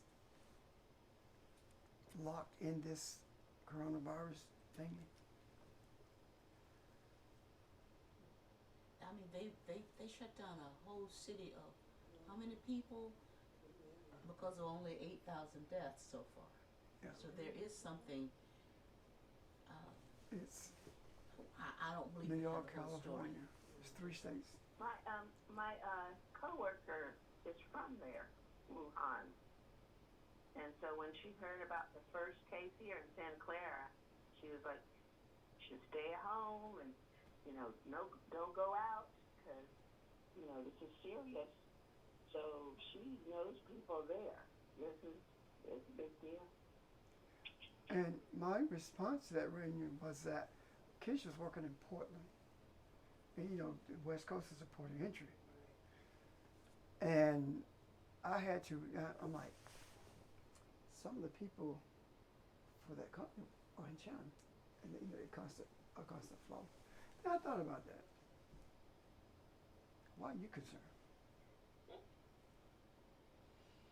It's not just Keisha. It's the millions of folk at the epicenter that we have to deal with. You understand? Yes. But our first thought goes to the ones who are closest to us. Right. And when that happens, just allow it to grow exponentially beyond that person to all the people who are dealing with this thing. But they have cases with people that in the United States have contracted the virus, but they haven't been, they can see no way that they would cause them to have the virus. That's not true. They're not telling you. Mm-hmm. Because they were saying that you have to present in order for you to transfer the virus, but you don't. What they found out is that you don't have to have any symptoms whatsoever, and you still can spread it simply by the droplets that are there when we breathe or speak. So I've had the feeling, and not in the sense that I should be scared, but that I should just practice good common sense, that it's already here, that it's probably much further than we think or realize. And I don't know if that is, I don't know why I have that feeling. I is like an actual real fact or if that is just, you know, hey, wash your hands, keep it moving. Does that make any sense? What I'm saying? Mhm. Okay. And- Yeah, I'm like, I don't think of it as something that's like over in California. Oh, no. Like that. Oh, no. It's no. in Chicago. I'm It's, like, it's here. here And already. understand this. They're not gonna tell us that though. Greed is going to make sure it's here. Oh, for pharmaceutical companies Airline. and airlines. I'm going to shut down in March. We're going to shut down at the end of February, you know? Why? Because they don't want to refund that money for the tickets. If you are serious about humanity, do it right now. Just cut it off. Shut down what? They're not going to China anymore. They're going to Says stop. I'm gonna stop in March. Yeah. Well, why not now? Why Yeah. not stop right now? If that's Yeah. Why? If your If motive that's is- you understand why that? Why not? Why not? When the things were happening there in the Middle East when Donald had this man assassinated, right?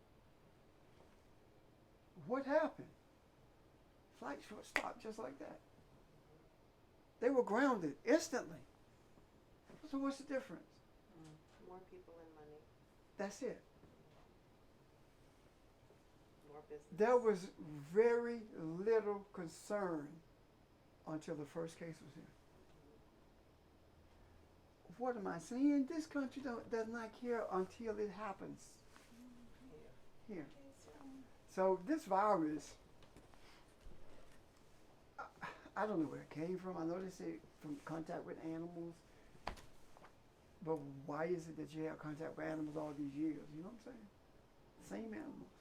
it was like SARS virus, same area that Yeah. originated in. So I'm sorry. No, I was waiting on you to finish. So also, Pastor, we talked about, I was giving Barb and everybody else, with the anatomy it says it's a part of the body resembling or likened to a crown. Yeah, I forgot what I said about a crown. It was a part of the body that was called a crown. You know, She's still talking about corona. right? Yeah, right. yeah. If you have, if it's not brought back to your memory, it's not supposed to be.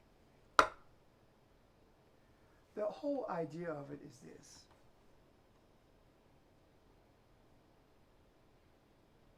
If this doesn't force you to look beyond yourself, nothing will. Nothing will.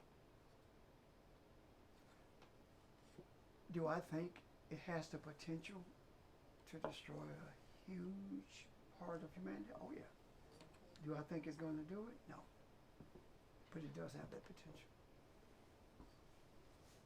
So anyway, I'm not being dismissive of it at all.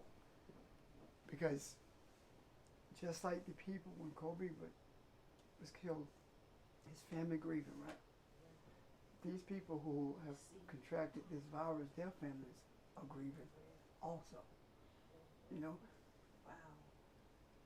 I didn't see that last one. I saw Cases. I saw people in hallways on the floors in the hospitals in Wuhan when they were saying there were 250 people. You know, somebody just smuggled a video out of the country. We never get the whole story, but we don't need the whole story. All we need is to know who we are and our responsibility to humanity. That's it. And what if we got the whole story? That's the It point. doesn't- The point is, regardless of what the story is, what is the truth? Yeah. Right. And you saw what, Barbara? Oh, we're still talking about corona, and I didn't see this last week, but in terms of body parts, it's also the small ridge that separates the glans penis from the shaft or body of the penis, and that's called the corona, the rounded area. And the penis has to do with where the seed comes through. Masculinity, the sun, same thing. Yeah. Okay. I have a question to ask. With this coronavirus, why is it we think that, like we're pushing washing your hands? Why is that? Is that just what we're comfortable with? Because it's passed through speaking And it's and the breathing. basic thing you can do Yeah. to really Right. reduce and Something you all be minimize doing anyway. transmission You know, yeah, of bugs. yeah, I mean, and it's so inexpensive, and it's, Yeah. you know, all you have to do is wash your hands really well. Yeah. 15, 20 seconds, soap and water. and it works. Okay, any other comments about this or questions? But then you also said it's like pestilence. Yeah, the pestilence in the land. Isaiah talked about the pestilence in the land, meaning that there is a disease in the land that's threatening humanity because of the evilness in the land, and that pestilence is abated when the evilness is dealt with. And it talked about during the latter times there will be pestilence in the land. The latter time is not the end of the world. The latter time is it can be. You remember the Aztec symbol for the end of time, where a line and then it broke off. But then you have another choice. It's a continuation of life. Well, that the pestilence gives you an opportunity to deal with it and continue humanity, or if you don't deal with it, it has the propensity to destroy humanity. It's all in how we deal with it. Now, I do not believe that this would happen if we were not in the earth. I don't. I don't believe that this would happen if we were not in the earth. I believe If that we were not what? in the earth. Oh. I do not believe that it will happen. I do not believe that the things that we have seen take place in this country worldwide would be taking place the way they are if we were not in this earth. And I was talking something about this last week before we even talked about the coronavirus, and someone said something about how can you say that? And I said with my mouth. That's how I can say it. And the reason I say it is what you're asking. The reason I'm saying it is because I know who we are. And I do not believe that the Creator would allow these kinds of calamities to take place in this earth, not just coronavirus, but the election of whoever's in office. I do not believe these calamities would be there if it were not for somebody, a man standing in the gap. I don't believe it. I do not believe that the amount of descent that's worldwide that brings us to the brink so many times would exist if it were not for the man standing in the gap. I believe that the attitude of the desires to bring harmony, to bring balance to humanity has allowed these things to take place, not for destruction, but for correction. That's what I believe.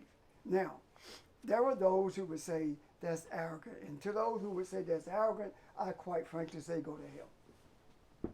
It's not arrogance. It's facing reality. Why is it that it can be somebody else in the East or somebody else in South America, not us? Someone had to be chosen, or someone had to take the responsibility and say, no matter what, we go travel this journey. Someone had to do that. So how come we can't be that someone? We have seen too much change. We have seen too much exposed as a result of what we discuss, what we put in the macro, what we see in the scriptures, what we see in our hearts. We've seen too much happen for me to believe otherwise. There were those, what made Jesus think he's messianic? There were those who said things like that, but it didn't matter. It didn't stop him. It doesn't matter what people say or how they feel. What matters is that we stay on this journey. It does not matter. It does not take massive amount of people to change anything. It really doesn't. It simply takes desire to do it.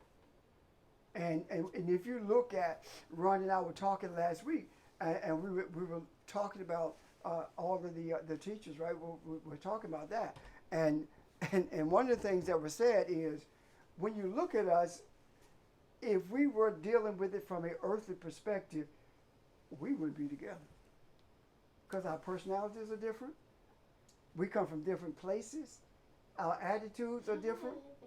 You understand what I'm saying here? But they're representative of humanity. And when we deal with these things, we are also dealing with humanity. We're bringing a sense of balance. And the other part of it is that no one is doing this looking for their name on a marquee. It's being done for the benefit of humanity. And it's being done from a cave and not a tabernacle. That's important. I do not believe that anything would have taken place. Let me back up. I do not believe that the Romans would have cared about conquering Palestine if there was no Jesus coming into the earth to deal with it. I believe that. I believe that this wouldn't happen if it wasn't us in the earth. I do believe that. Any questions about that? Take this. You don't have to explain yourself to anyone. Just do what you do. Be who you are. Embrace all circumstances around you. Because every circumstance that you face is saying to you, either correct me by embracing me or grow by embracing me. Every circumstance. There are no circumstances in your life that's designed to do anything except enhance who you are. That's it. Any questions about that? And you know, when you think about it, the burden is not as heavy as it once was. Because I remember thinking, how in the world are we going to do this? All these people in the earth. Until I got to the place of really embracing who I am spiritually, the spiritual essence of my being.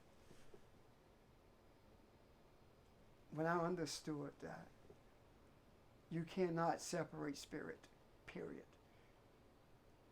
If you think you can separate spirit, divide the air in this room and leave a vacuum in between you. If you can't do that, you cannot separate spirit, because the same word for spirit is the word for air. It's the word for wind and breath. It's impossible to do that. Therefore, we extend far beyond the bodies, which means that we are one with each other because we breathe the same air. We are the same spirit. This whole body that we travel in is simply that. A mechanism for us to travel and be recognized in this earth realm so that when we speak heavenly things in earthly terms, they will be embraced by those who are seeking, or they will be embraced by those who are just tired of being tired. The objective is balance for humanity. That's the objective. Don't know what it means, but every day this week, I woke up and something said, pick up your phone.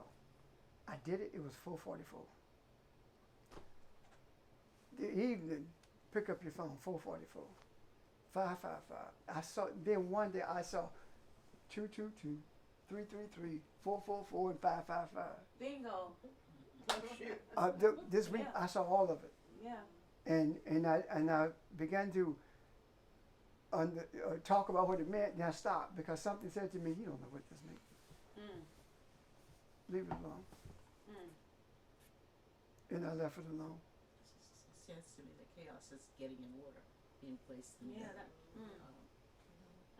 I was, whatever that looks like, it doesn't matter. It doesn't. Tuesday, I couldn't get out of bed.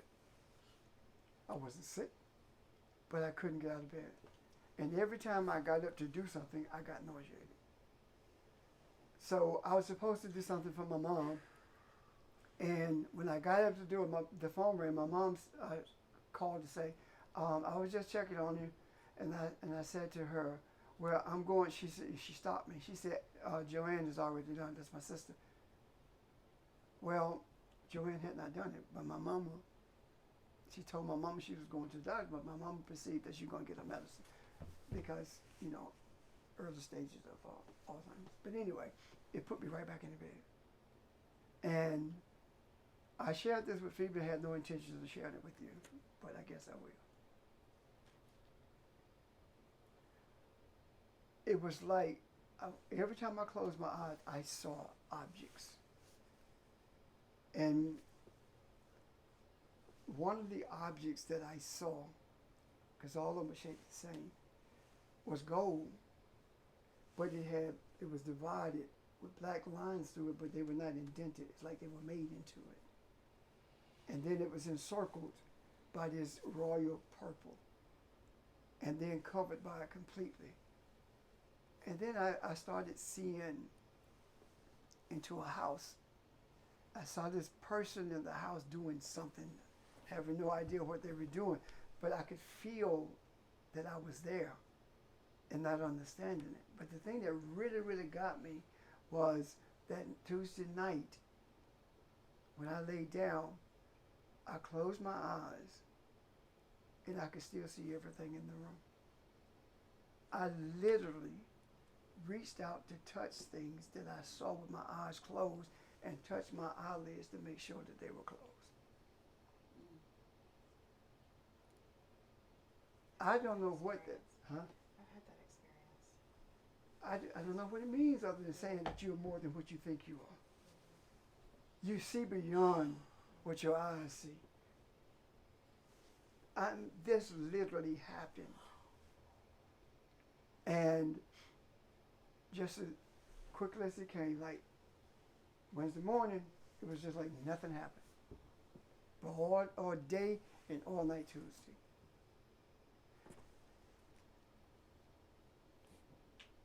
I'm waiting to see what has been revealed that I don't see yet. I know it's there. And that the experience, it's not frightening. It's really comforting. Cause It's normal. yeah, my first thought was, when I started seeing my first thought was, make sure my eyes were closed. I usually have to be between sleep and waking, but and I can see as though my eyes are open. Yeah, but they're not. yeah. It's That's exactly what I'm talking weird, about. but not scary. And it does not happen. I was not asleep. I was awake and just closed my eyes. That's what I'm saying. These events in our lives are the normalcy of our lives, as opposed to being paranormal. No. What's abnormal is the way we live, day to day, believing that we are what these mere men. That's abnormal. Normality is embracing and being who you were created to be. That's the normal thing to do. Any questions about that? I'm wondering if you had gotten up, would you have paid attention to what was? Absolutely not. You was the first thing came to my mind. You know what I heard? Pay attention. With that. Because that just has just been resonating in me. Pay attention. Pay attention. And it's the little things, not just the big things. Just pay attention. And I wouldn't have, because I've been gone. Taking care of the stuff. Doing things. So, and I recognize that the nausea was to keep me there. And I mean, I went downstairs. And when I went downstairs, my body was so doggone weak, I could barely make it back up the steps. But when I got back into bed, I was fine. I'm like, I'm a prisoner. but literally, these things were happening to me on Tuesday. So.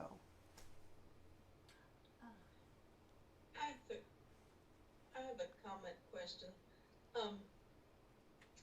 When I was hearing about this coronavirus, and they kept saying Wuhan, Wuhan, Wuhan. I'm like, Wuhan? Where's Wuhan? But anyway, I was looking at the map, and it's like smack in the middle of Yeah. China. Yeah. I mean, it's not Shanghai or Beijing or Hong Kong or whatever. It's right in the middle of China. So I think it's an apt metaphor for us that in terms of we are one. I mean, it's in the middle of China, like out in the middle of nowhere that you never heard of before, but it's affecting the whole world, basically. Yeah. And it's got us all focused on that. But my question is, what about all the locust infestation in East Africa? I Kenya mean, too, isn't it? they're Yeah. they're seeing locust infestation of biblical proportions, like they haven't seen in 70 years in Kenya. Pestilence. I mean, what does that mean? I mean, I know it's part of the earth crying out, but nobody seems to be giving much attention to that. Almost like the fires in Australia on that Right. Yeah.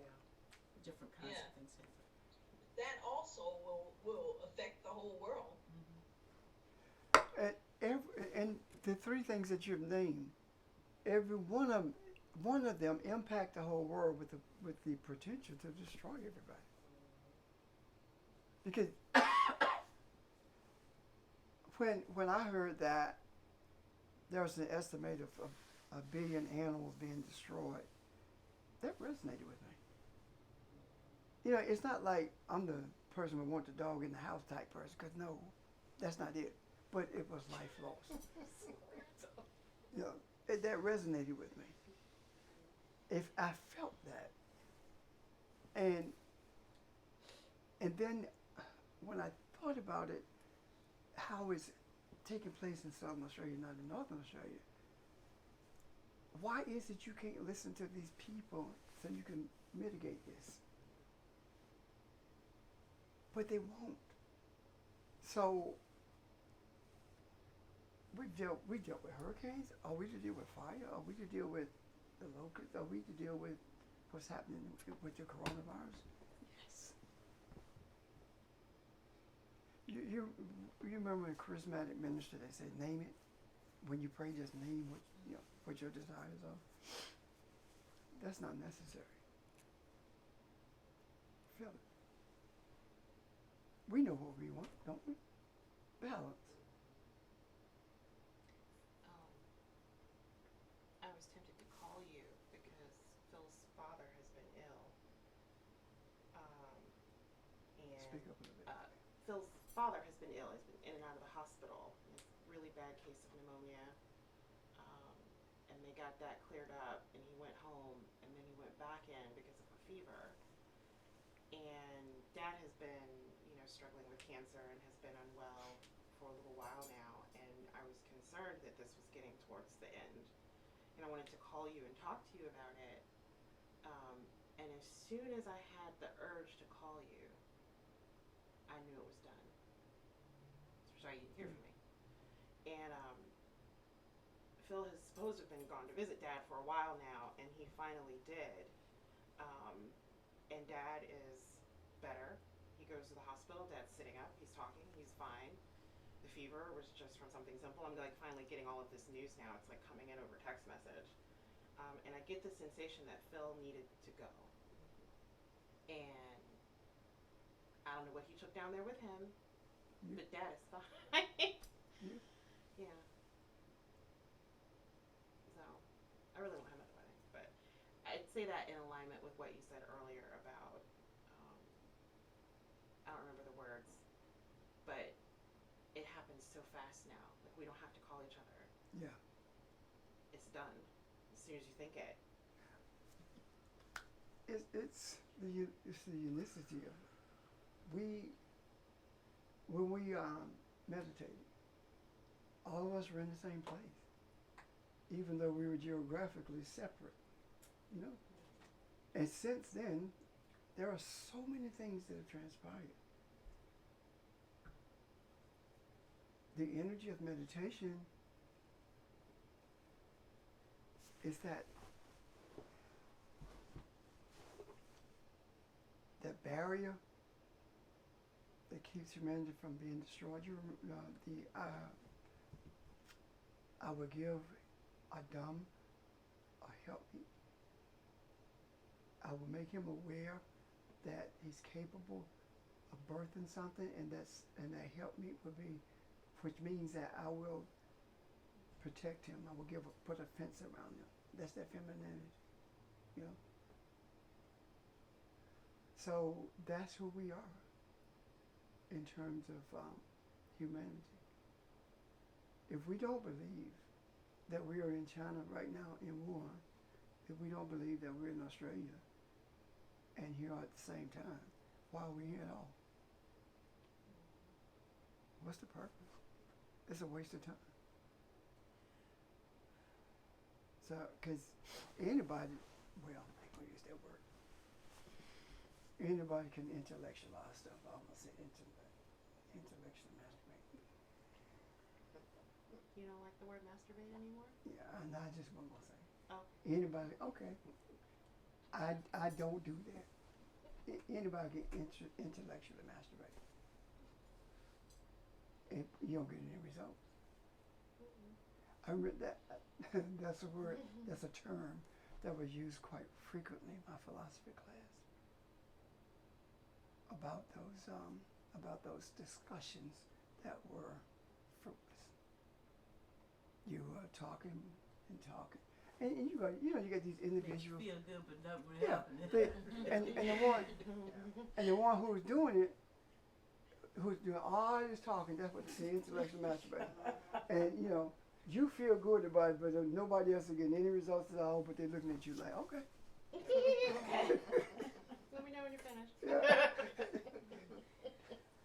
And that's a huge difference from being spiritually well. Huge difference. And putting things in the macro.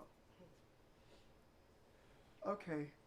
I was Go ahead. just thinking a minute ago when you were talking and you were describing going downstairs and almost not being able to get back upstairs. I was just thinking about the extent to which the universe is trying to get our attention nowadays. Yeah. That, you felt better in the bed than you felt. I mean. Yeah. Hey, truly. And if you'd gone downstairs and gotten out, you would have gotten distracted. Yeah. So. And I'm not a bad person. And it's not not like that. Yeah, and it's not just you. I mean, just pay attention. All of us need to pay attention to those kinds of things. The extent to which we say we want to pay attention, so there are things happening that make us pay attention. Because we said we want to pay attention. Yeah. You're right, Bob. It's just. Okay. Evelyn is pitiful.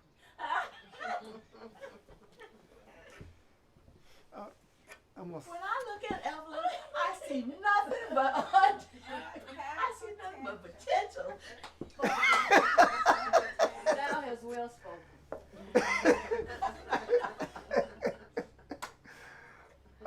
Okay. There goes that patting on the leg. Yeah. We all want to be connected. Yeah. And your nose not even growing.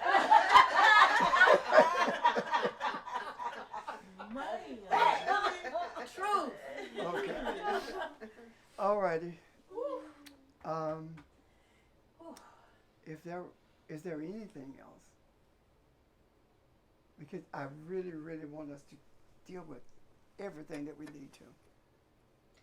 Regardless of the time. Time is not the essence now.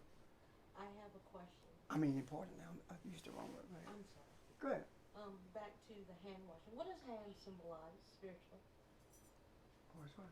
Back to hand washing. What does hands represent spiritually? Oh, our hands represent authority. Right hand is authority, yeah. But both represent strength. Yeah. Okay. This is nothing often wonder why were we made so complex? How come we had to eat? How come we could be made so we didn't have to eat? You know, why? There's why? nothing that doesn't eat. I mean, no, that's what I'm saying. Why could everything be made without that? It's not so stagnant. Just make us, There'd be no Simple. change, no turnover, no refreshing. you can turn over. renewal. Anyway, Constant eating. that's just some of the things I ponder. I'm ready to Well, eat. I like to eat. Thank you. Yeah, that's because you were made as a being to eat. But suppose you were made as a being not to eat. Wow. You wouldn't know what eating is. You're right. Okay, You so talking about data. leaving me alone. What? Okay, we done. Yes, we are. Yeah, I'm gonna put my shoes on, that's a sign. We done. Okay. That's Jenny. the sign.